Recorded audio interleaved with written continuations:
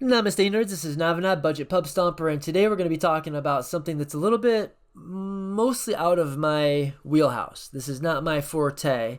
In fact, this isn't my deck. I was supposed to have help with this one today. Good buddy Nacho, friend of the channel, friend of the community. Really, honestly, I would say he is one of the pillars of the community. Was supposed to do this deck tech with me. I was telling him about this monk Gyatso that I ran into when I was playing full power cEdh.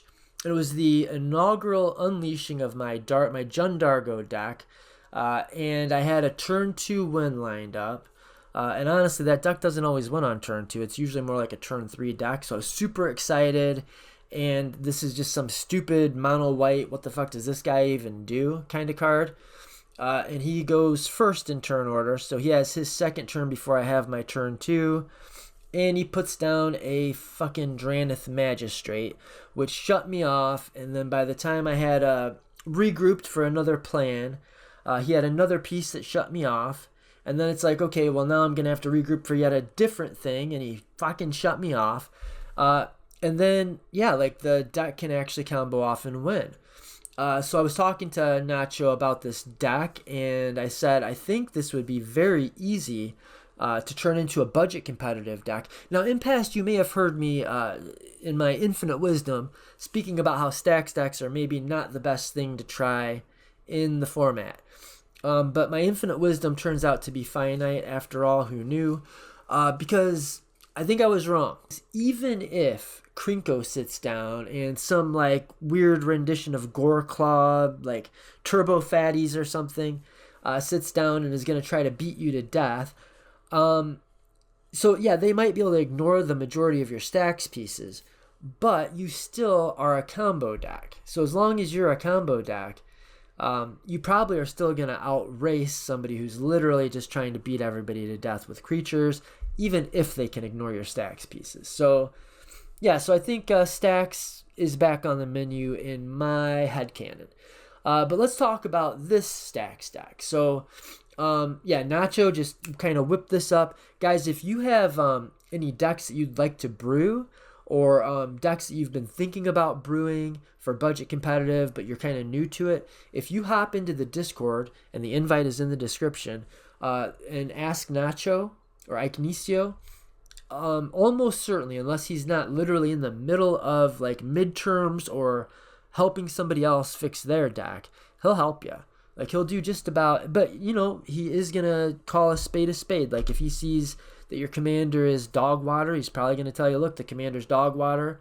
I mean, he's not going to be mean about it, but we'll say a little, he can be a bit honest at times. But other than that, man, pillar of the community, super helpful, and he's built just a crusher of a deck here. I mean, I think he's really done something special here. Like, take a look at this deck.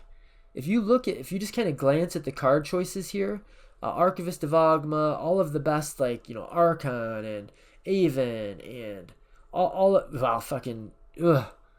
got Drannith Magistrate and budget competitive now, guys. $7. It's ugly, but it's a Drannith.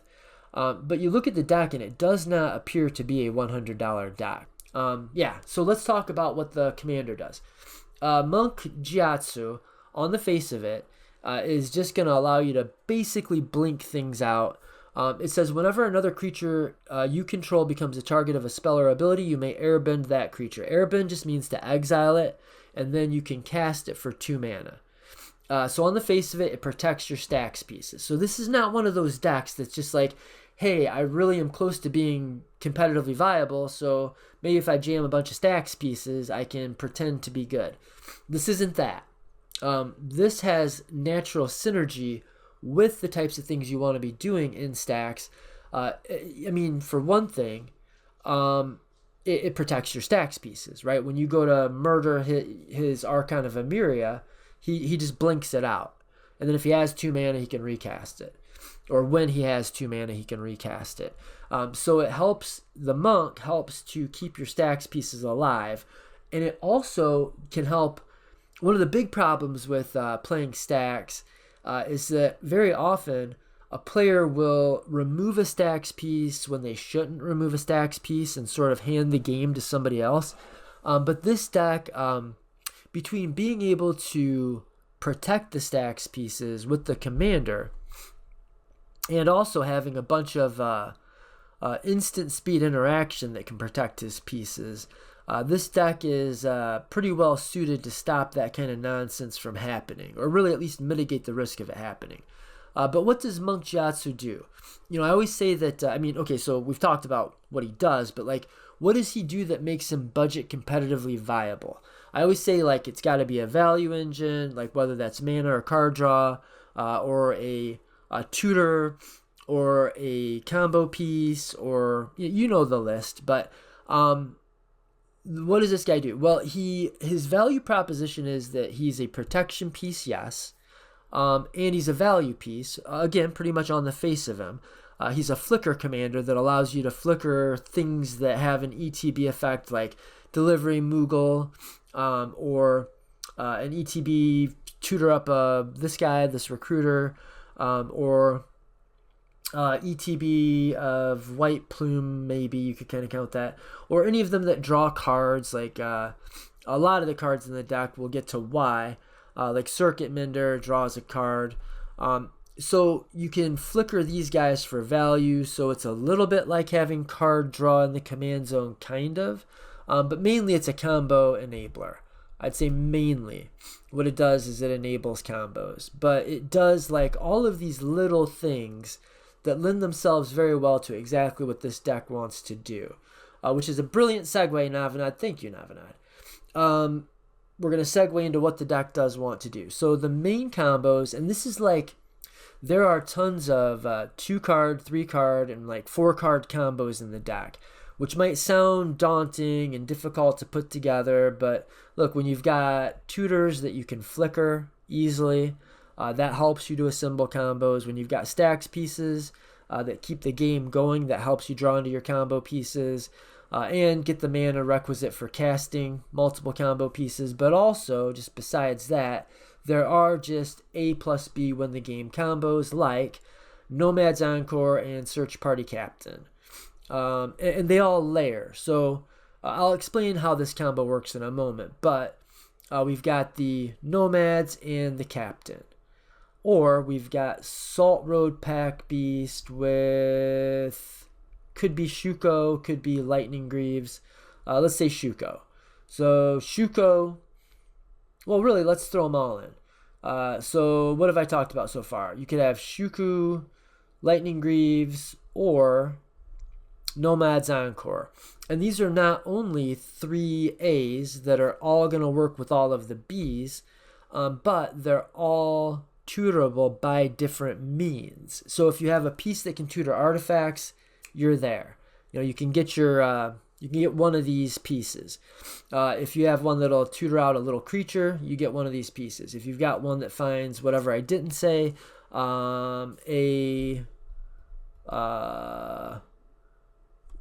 equipment. Yeah, Shuko's an equipment. So yeah, it's a diversified package of layered combos, and the combos can be as simple as put your commander in play, have these other 2 cards in play, win the game. Now there's also other versions that will reduce the cast. So we need a cost reducer. There's other versions of the A's and the B's and the C's that require 3 pieces instead of 2, but they also all layer together. And a lot of times, even when you have part of the combo assembled, you're in a really good value situation where you're able to generate a lot of value, protect your pieces very easily, so on. But let's talk about this actual combo. So Nomad's Encore, Search Party Captain, and you've got 2 creatures that have attacked this turn. And if you haven't noticed, the deck is chock full of creatures. So we attack with 2 creatures, and then Search Party Captain doesn't care when that happened. It just says that his cast cost is reduced by 1 per creature that attacks. So as long as 2 creatures attacked, his cast cost is going to be 2 less than it normally would be. Now that means when you cast him, yes, he's only 2 mana at that point, but it also means when you cast him from exile, if you've exiled him with Monk Gyatso, that also counts. So if he has been airbended, that means you can cast him for 2 mana. But if his cost is reduced by 2 mana, that means, and this is how this works, it means you can cast him from exile for 0 mana. So if you have a way to target him and your commander, a way to target him for free and your commander and, well, this guy, you need a cost reducer, a way to draw a card on ETB, and a way to target your guy with your commander. These two will do all of that together because the search party captain, when it ETBs, you draw a card and it cost reduces itself.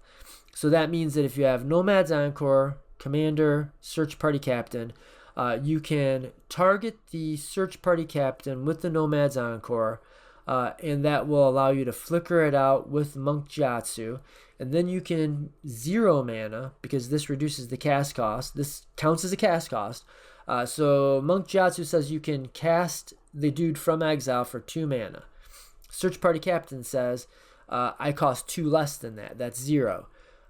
He also draws a card on ETB. And so with Nomads, Search Party Captain, and Monk Gyatso, you're able to draw your entire deck. Or with Salt Road Pack Beast, same kind of thing, right? We've got some creatures in play. Really, to do the combo, you only need 2 other creatures in play. Now, you probably will have to have more than that to be able to reasonably cast him, but as long as he's in play and you've got 2 other creatures in play, counting the Monk Gyatso, you will be able to cast this guy from exile for free. And so if you've got those 2 other creatures, then you can start moving the Lightning Greaves from the the Salt Road Pack Beast onto whatever else, back to the Pack Beast, onto whatever else, back to the Pack Beast. And when you put the thing on the Pack Beast, that targets it, which procs your commander, which allows you to flicker this guy out, and then you can cast him, again, for 0 mana. So these are combos that are going to allow you to draw your deck. Now there's tons of versions of this. You've got cards like Semblance Anvil, which you can exile a thing, and then as long as those things share I'll just read the card. Imprint. When Semblance Anvil enters the battlefield, you may exile a non-land card from your hand. Spells you cast that share a card type with the exiled card cost 2 less to cast. So that's that magic number 2. If you've got Pearl Medallion, you need another thing that's going to decrease the cast cost by 1 more. But with some of these, it is just a simple A plus B. So Semblance Anvil will reduce the cast cost by 2, allowing you again to be able to cast your guys from exile for 0 mana. Shoku, Cloud Key, Pearl Medallion, Semblance Anvil. These are the Lightning Greaves. These are your combo pieces. In fact, does he have tags? Enable tags. Let's see. Yeah, 2-card combos. Here they are. So here's your 2-card combos. Lightning Greaves. So any of this, either your Salt Road Pack Beast, Search Party Captain, one of these 2, with any one of these. And that's a 2-card combo. That's going to draw your deck, which is going to turn into a win. We'll talk about how in a moment. Then what else has he got? Untagged artifacts, ramp, untagged creatures, untagged. Not a tremendous amount of help there, guy. Okay, we're going to untag these so I can actually read it better. Right, okay. So basically, you need to find, you need to cobble together some combination of things that will draw cards and or tutor pieces on ETB. And a way to cost reduce, casting them, and a way to target things and your commander. That sounds like a lot of things, but like we just went over, many of those are, 2 in 1, right? You get your cake and to eat it, and all you need is your cake and to eat it for the win. Now, what is the actual win? Okay, that's where it gets a little bit more complicated. But remember, these combos that you're assembling are going to allow you to draw your entire deck. Once you've drawn your entire deck, it doesn't much matter how you've chosen to actually win the game. You've got all of your cards, you're going to win the game. If you will be able to assemble the win con if you draw your deck, because obviously the win con is somewhere in the deck. And this is the place where I'm a little bit sketchy on. Sorry guys, this isn't my deck. we were gonna do this today. He had something come up where he had to help his family with something, and he's one of these guys that somehow weirdly believes that family is more important than magic, and in particular more important than Navanat, which is just insane if you think about it. But the actual kill conditions are going to come down to Glaring Fleshraker is going to be one of them. Okay, so you've got your combo for drawing your deck. You've got your deck in your hand. Glaring Fleshraker says that whenever you cast a colorless spell, you'll create a 0/1 colorless Eldrazi spawn creature token with sacrifice this creature for 1 mana. Whenever another colorless creature enters the battlefield under your control, Fleshraker deals 1 damage to each opponent. Okay, so whenever you cast a colorless spell, create a 0/1. So we need to find a way then to flicker a colorless piece. Okay, so that's easy. We just need an artifact creature like Soulless Jailer, Solemn Simulacrum. So this guy's playing double duty. Are there more? Circuit Mender.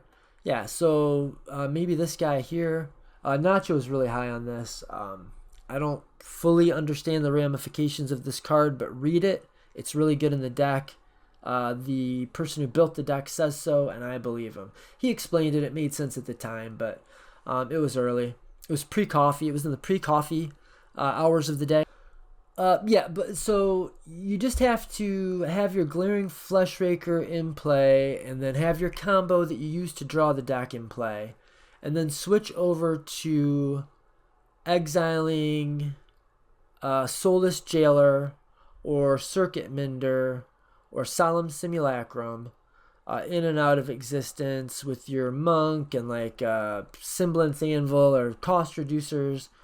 And then your Glaring Fleshraker, each time the colorless creature enters, it's going to give you... Oh, I see. So since you're flickering... Yeah, since you're getting this Scion token that will allow you to sacrifice it for colorless, then that will mean that you actually can do this with the Pearl Medallion. So that's kind of a layered thing, right? Because the Pearl Medallion... reduces the cost by 1, and the Fleshraker sitting on the side seeing it will give you a Scion token that you can sacrifice for another 1. Well, mainly, I'm not sure about that, but mainly the Glaring Fleshraker deals 1 damage to each opponent whenever a colorless creature enters the battlefield under your control. So that'll burn everybody out as long as you can flicker a colorless permanent. Yeah, that's right. Okay. Actually, you could have your Abdel Adrian in play, which remember you drew your deck, and your Glaring Fleshraker in play. And if you're going through the Monk Gyatso thing, you can flicker the Abdel Adrian in and out. And when the Abdel Adrian flickers in and out, it can flicker any of your artifacts in and out. And the Fleshraker will see that that's happening and deal 1 damage to each opponent while you're doing it. And also, that could be a quasi-cost reducer, because if you flicker your... Do we have ramp? Yeah, your Arcane Signet. He's got the better kind of ramp. I mean, we've got the 2 good ones, but then he's got like the cost reducers, which are better in this deck by far. But if you have an Arcane Signet or a Soul Ring in play, then you can flicker that when you target the Abdel Adrian with the Monk in play. So you can either directly flicker an artifact creature in and out, or you can flicker Abdel Adrian in and out while there is an artifact in play, and you can use Abdel Adrian's ability to flicker that artifact in and out, which will also generate the mana that you need to do this some of the time. If you don't have that part, you probably do. You drew your deck, but so yeah, that's an easy... I don't know if it's easy, but that's a definitive kill. White Plume Adventurer. Okay, here we go. if you flicker White Plume Adventurer in and out, this is easy. This is actually easy. Then this is gonna have you take the initiative at the beginning of each opponent's So you guys know how White Plume works. You're just gonna flicker the White Plume over and over, and that will let you go through the dungeon. Not our Selfless Paladin, same thing. There's a dungeon that will burn players. So if you get to the point where you're able to flicker a creature infinitely, you've drawn your deck, you can use the Nadar Selfless Paladin to flicker in and out and go through the dungeon. And there's one of the ways that you go through the dungeon that deals damage to all of your opponents, and that will burn the table dead. And this is actually also what you could assemble this combo without even drawing your deck. Well, actually, I guess any of these combos you theoretically could assemble without technically drawing your deck. But yeah, that's the main idea. We're going to put down these damning Stax pieces, and there are some walloping Stax pieces in this deck. And we're going to have our value engines in play. So we've got good value engines, we've got good Stax pieces, and we've got a pretty straightforward way to win the game. Straightforward might be putting it a little bit straighter and more forward than it is. And on the topic of damning Stax pieces, Archon of Emeria, Even Interrupter, Even Mind Sensor, Containment Priest. There's a lot of Kinnan running around. Magda, Containment Priest is a really good foil to some of the best things you can do at $100. Eidolon of Rhetoric, Either Sworn Canonist, this guy, right? Drannith Magistrate is a fucking beating. Phyrexian Censor, Sanctifier and Vec is going to shut down all of your Reanimator combos. If there's any breach decks, which is possible to do at a budget, I've got a couple of builds that are $100 that win with Underworld Breach. The Goblin guy, there's a Mardu thing. It's done. It can be done. But any of your reanimation plans like Protean Hulk, does this work with Protean Hulk?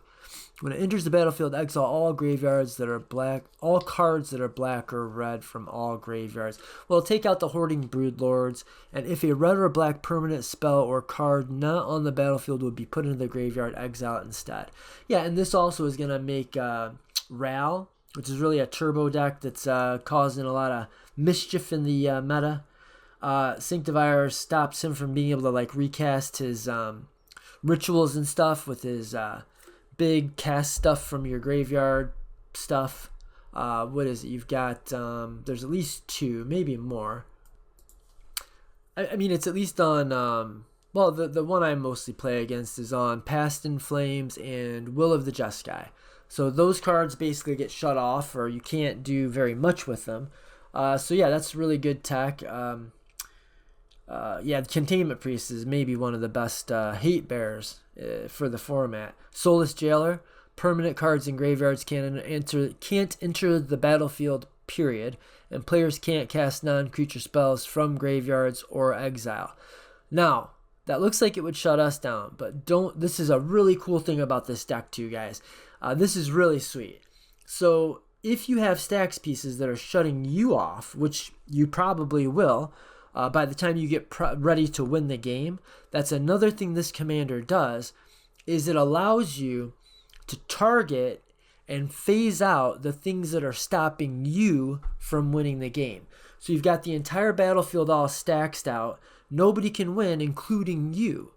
But when you get ready to win, you can get rid of the Stax pieces that are in your way. And then, since you're ready to win, even if you somehow get stopped, you can bring those guys back into play and pass the turn. Or a lot of times you'd be able to do that. And Soulless Jailer is an artifact creature that allows us to win with the glaring Fleshraker things we talked about. Remember when we talked about those? I do. It was fun. So yeah, if you were wondering, how am I doing all of this with a Rule of Law effect in play? Well, I'm not doing it all with a Rule of Law effect in play. I'm phasing my little Rule of Law guys out, then going off. And again, if somehow stopped, we just phase them back in. Good luck, pass a turn. It'll probably get back around to you. You'll have another shot at it. Suture Priest is one that you might be skeptical of, but I put this guy in Heliod Ballista, and this guy does fucking work. There are actually a lot of combos in the budget competitive sphere that this guy shits on. And it just does a hell of a lot more damage than you would think. Whenever another creature enters the battlefield under your control, you gain 1 life. That's particularly okay in Heliod. That's why I put it in Heliod. But actually seeing it in play, and actually I've seen it play against me, it's a force. Whenever a creature enters the battlefield under an opponent's control, you may have that player lose 1 life. So a lot of people are trying to do things like hoarding Broodlord into Saw in Half, Burnt Offering, Pinnacle Monks, and just make all these Pinnacle Monks. Well, afraid not. Or you're going to have to find a way to get to your win fast. Or they're trying to Kiki Jiki combo off, or Conspicuous Snoop and do the whole Snoop line thing. No, sir. Dualcaster Mage Twin Flame, or any version of that kind of a, like, Dualcaster Mage with something other than like a Saw in Half, and tons of stuff. There's tons of things that will require you Naru Meha combos. Lots of things are shut off. Lots of ways to make infinite creatures and then swing in for lethal. None of that shit is gonna work. And even like decks like Kinnan, or Selvala, right? You're trying to puke all of your creatures into play and then have that Alpha Strike. Well, you may not have enough. You may only have 15, 20 life, and maybe, yeah, so you get the idea. It's better than it looks. It's got some very specific use cases. It's also just a 2-mana budget option of a Stax piece. Holy shit, yeah, Sanctum Prelate. I remember when this was expensive. As it enters the battlefield, choose a number. Non-creature, specifically non-creature spells with a mana value equal to the chosen number cannot be cast. This does require a little bit of skill to really play this one well. But if you know what you're doing with this, and if you're in a deck that's like got a heavy creature count, this is like one of the best. I would say it's one of the best hate bears you can play. Now, it is true that more creatures are played in budget competitive than other versions of the competitive commander. There's more creatures and creature combos in budget competitive than in cEdh. But even still, 33 creatures and a little bit of knowledge about the format, about your opponents and what decks are on and what things are likely to stop you or beat you. Yeah, this is a very good. Sanctum Prelate is nasty. Skyclave Apparition, perfectly serviceable little piece here. Then you've got protection pieces, Selfless Spirit. You're gonna be assembling big teams. I personally might rather have one of the 1-mana guys that are easier to tutor for, that you can sack to give like protection of a color. But what but that doesn't protect your entire board. So I guess there's that. Yeah, and on the other side of that too, with the ones that only give one guy hexproof, your commander can kind of take care of that a lot of times. So I can kind of see the Selfless Spirit over one of the bodyguard guys. Can't think of their names. But yeah, we've got then some just really good Stax artifacts, like really good. That's not one. This is a win condition. So this is another way to win the game. So you draw your deck, or maybe you just find your combo, and you go through an infinite flicker series with Altar of the Brood in play, and each opponent just gets milled out. Be careful about playing this out too early. This is not a Stax piece. A lot of decks out there would rather that you did put half of their deck in the graveyard than you didn't. But I could see where you have combinations of cards that could turn it into kind of a Stax piece, right? Like if you've got a way to stop people from searching their graveyards, or like some of the Stax pieces we were just talking about, or some that we're about to talk about, like Graffdigger's Cage or Weathered Runestone. At that point, Altar of the Brood kind of is a Stax piece. It's at least going to be frustrating, right? Disruptor Flute. Man, this is such a good card. Nacho himself, the guy that built this deck, is the one that turned me on to this. And I started saying, okay, well, I'll try it in certain decks. And I've gotten to the point where, like, if I'm playing a mid-range or kind of a grindier, Staxier, and or control deck, I kind of just want the Disruptor Flute. It's pretty fucking good, guys. This is a good piece. I've seen it shut down 2 different people's things at the same time. A Thrasios, no, it was Kinnan in play and a Kinnan that was a commander. I just won the last game I played on Untap with the homies here. I won with Disruptor Flute. Saw a guy tutor for a specific counterspell, Negate. He tutored for Negate, thinking that he was going to need to stop this other guy. I was on Belby. I think we were on turn 3. I had my Pinger in play already. I think he had not ever played against Belby. But I had a very fast start where I had an Elvish Spirit Guide and a Dork. So I had my 3 land drops and an Elf and a Pinger. So I had like 10 mana on turn 3. But he had Negate. And I was able to put the Disruptor Flute. He didn't have enough mana to pay for the Negate. He didn't have 3 extra mana, right? So I started with Disruptor Flute. Then I put the Tutor Artifact, whatever that thing's called, into play. Tutored up my A, had the B in hand, and I murdered the table. Disruptor Flute's good. It's very good. It's flash speed. This is like a counterspell for decks that can't play counterspells, and it's also... And so think of how good that is, right? But when I add this, I would even consider this in highly interactive counterspell playing blue-based control decks. It's that good. So if it's that good where I would play it in blue-based control decks, if you're playing a not blue-based, like control-ish, mid-range, interactive deck, stack, then think how good it is in that situation. So other damning Stax pieces. Yes, Weathered Runestone, Graffdigger's Cage. These are among the most damning in the game. If you can play these cards in your deck, if you break parity, if these don't crush you, you should play them in your deck. That's the way I feel about it. So we've got Graffdigger's Cage, Weathered Runestone. Forgot about these. Blind Obedience, Deafening Silence, Grasp of Fate, Nowhere to Run, Rest in Peace, holy shit. Static Prison turns out to be damn good. We've got ways to tutor some of these pieces also. Yeah, this deck is really good, Nacho. Great job. If you want to play Stax in a budget meta, this is a good place to start. Not sure about this guy. That's a value piece that's specific for this deck, I guess. But Touch the Spirit Realm, Grade A removal. In fact, when I was playing that Jund Dargo cEdh deck against this motherfucker, this deck here at cEdh, he stuffed me on turn 2 by getting the Drannith Magistrate down before I could play Dargo. I had tutored for a Burnt Offering. So I had a Burnt Offering on top of the deck. I had the ability to cast Dargo on turn 2, which is a lot easier than it sounds. And I had the Burnt Offering...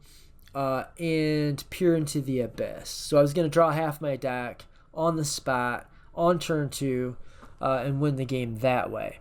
Then, when that delusion got refuted, when that bubble got burst, I put this other win con together where I had Relic of Legends in play, Dargo in play, and cost reduced to 1. And one of the, was it Goblin Bombardment? I think it was Goblin Bombardment. No, it was the one that mills. Phyrexian Altar? No. Altar of Dementia. So I had Altar of Dementia, Relic of Legends, Dargo cost reduced to 1. I cast the Dargo, and I get ready to start sacrificing it and tapping the thing with the Relic and doing the whole thing. But this motherfucker... all of the blue decks, because I hit one of the blue decks with my, what's the fucker called? The 1 mana... Why can you guys never help me with these things? I'm sorry, kids. I'm sorry. Mommy and Daddy love each other, and it's not your fault. I'm sorry you had to see that. But seriously, somebody could have just told me. It's the fucking thing that when you attack somebody and you sacrifice it, artifact, Hope of Girper. I think Hope of Girper as a 1-drop that is an artifact creature. So it's tutorable by all your guys, a lot of your things, and it's an artifact creature, and it silences your opponents. Anyway, God, what am I talking about? yeah, I think Hope might be a good piece for this deck. But I guess I'll finish the fucking story. I feel pretty much compelled to at this point. Yeah, so I'm expecting one of the blue decks to be a problem. I hit the blue guy with the Hope of Gyatso. I sacrifice it, so now he's silenced. I think I've just got this win. It's locked up.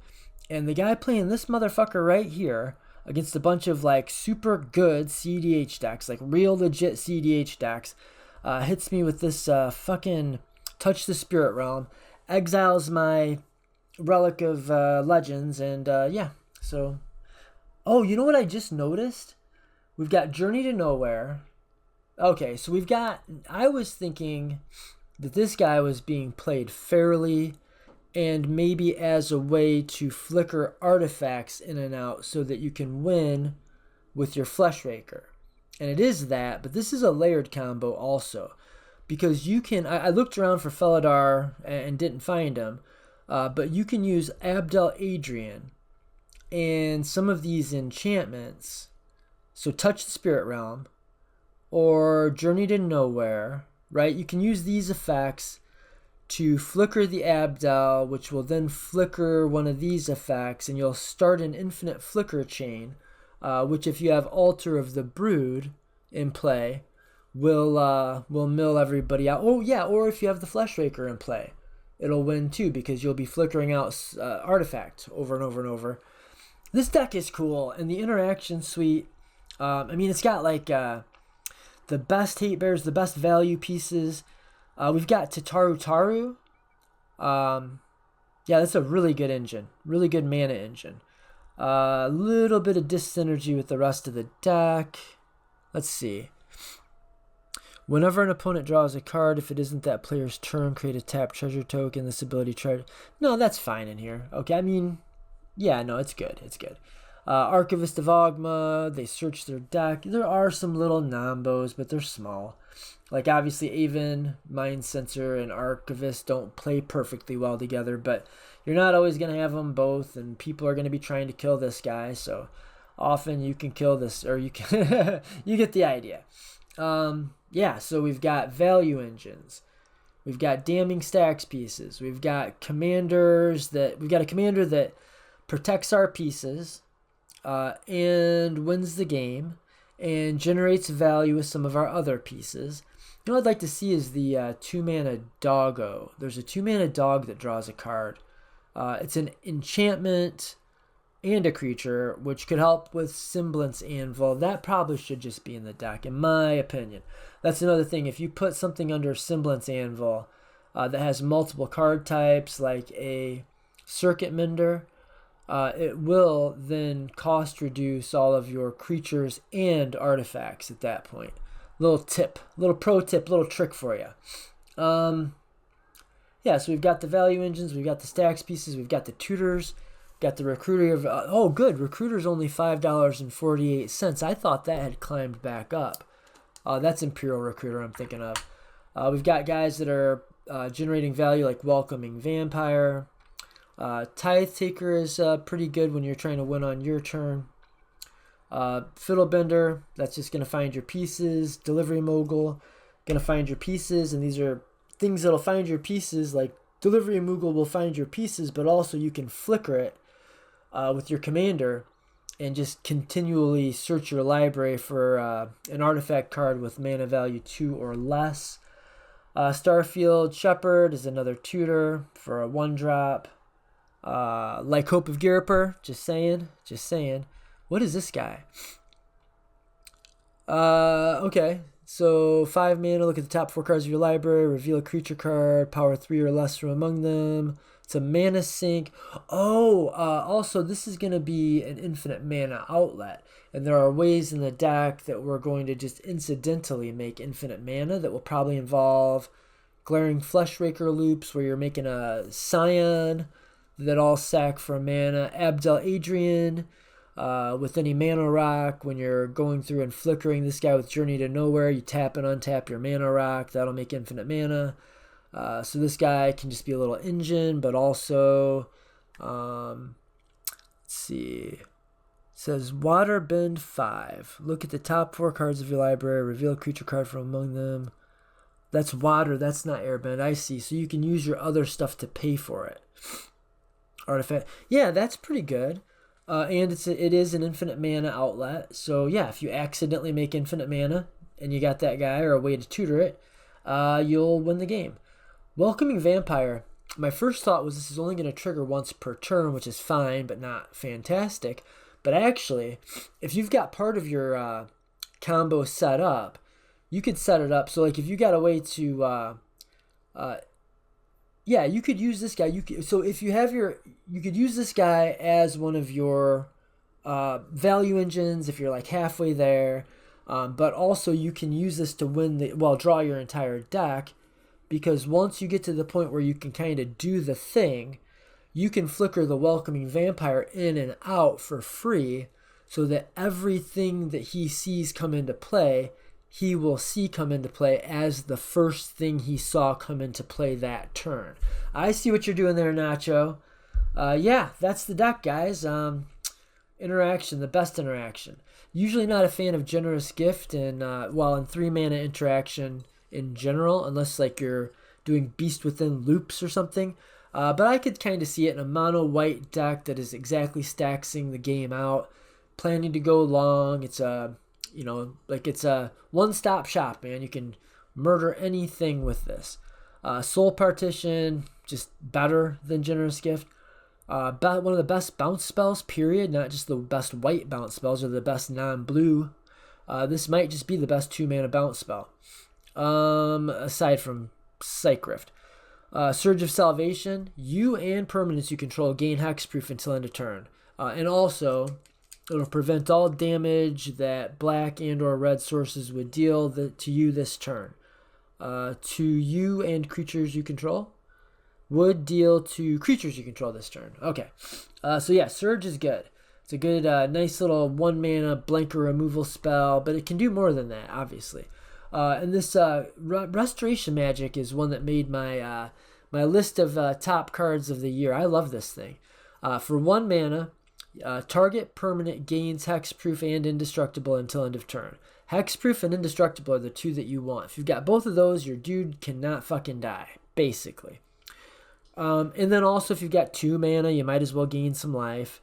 But then the other mode that could be relevant is you've got for 4 and a 1, so 5, 4 and a 1. Permanents you control gain hexproof and indestructible until end of turn. You gain 6 life. Not bad. That's pretty good. Thraben Charm. This is a great deck for Thraben Charm. So this will just exile a library, destroy a target enchantment. Exile any number. Not libraries, Jesus Christ. That'd be a bit broken. Exile any number of target players' graveyards. So it'll take out graveyards. And you can pick and choose the ones you want. Destroy target enchantment. Sure, 2 mana. Why not? Perfectly good. And the one that's kind of interesting in this deck is Thraben Charm deals damage equal to twice the number of creatures you control to target creature. So that really looks like just a Doomblade. The mode is just going to be Doomblade in this deck. But it's modal Doomblade. So 2 mana instant speed, destroy target creature, or destroy target enchantment, or exile any number of players' graveyards. That's pretty good. Maybe just being slept on in general. And then we can still fit in the Orum's Chant, and the Mandate of Peace is going up in value, but we can still play this. So these are your silence effects, Path to Exile. You've got a counterspell they're not going to see coming. Swords to Plowshares, obviously. And Razorgrass Ambush is, it's fine. Deals 3 damage to target attacking or blocking creature. I think you'd be surprised how often that comes up, honestly. But it's also just it's a free. It's basically free in this deck. In fact, if that's not in my Heliod deck, that's a mistake, and it ought to be. That's the deck, guys. I don't have time to goldfish it, and I don't want to embarrass myself. 32 lands rounds it out. Hope you enjoyed the deck tech. It's not often I try to tech somebody else's deck, but I hope that I teched his deck like nobody else could tech a deck that wasn't their deck. And if you're going to tech a deck that's not your deck, you should always get the person's permission before you start fucking around with people's decks. On that note, word to your mothers, Eastside until the day that I die, and like and subscribe. I never say that, but do those things for me. Come on, guys, we're getting there. We're getting close. We're like at 2,000 plus. We're ready to start doing tournaments. We're getting pickup games all the time. Let's fucking go. Really, honestly, the Discord is firing off nonstop. Like, it's all the time. So get your ass in there and tell me what I did wrong. No, tell me what to tell this dumbass to do with this deck to make it not suck. No, this is a really cool deck. Good job, Nacho. Thanks for watching. Word to your mothers. Namaste and Eastside until the day that I die. Biatches. Out.